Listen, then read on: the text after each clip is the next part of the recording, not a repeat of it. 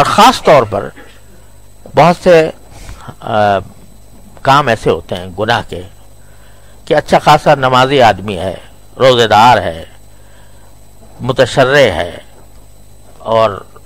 نماز باجماعت کا پابند ہے، سبھی کچھ ہے،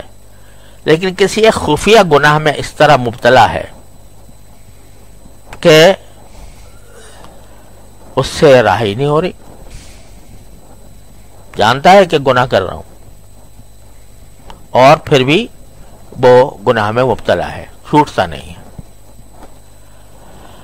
تو کیا کرے؟ کم سے کم اتنا تو کرے کہ یہ مانگے ربنا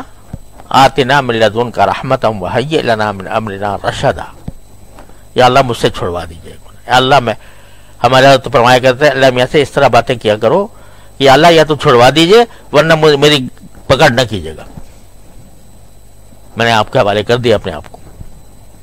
یا چھڑوا دیجیے یا میری پکڑ نہ کیجیے گا وہاں پر۔ تو یہ جب بندہ اتنا ربط پیدا کر لیتا ہے تو جب باری تعالیٰ یہ دیکھتے ہیں کہ یہ بندہ بیچارہ تھا تو یعنی اپنی حد تک کوشش کر رہا تھا لیکن نفس اس کے اوپر غالب آ گیا تھا، شیطان اس پر غالب آ گیا تھا، اس نے جو ہے اس کو مجبور کر رکھا تھا، لیکن ساتھ ہی ہمارے سے لگاؤ ضرور تھا، اس کو ہم سے تعلق تھا، ہم سے مانگتا تھا، تو اس کو محروم نہیں فرمائیں گے۔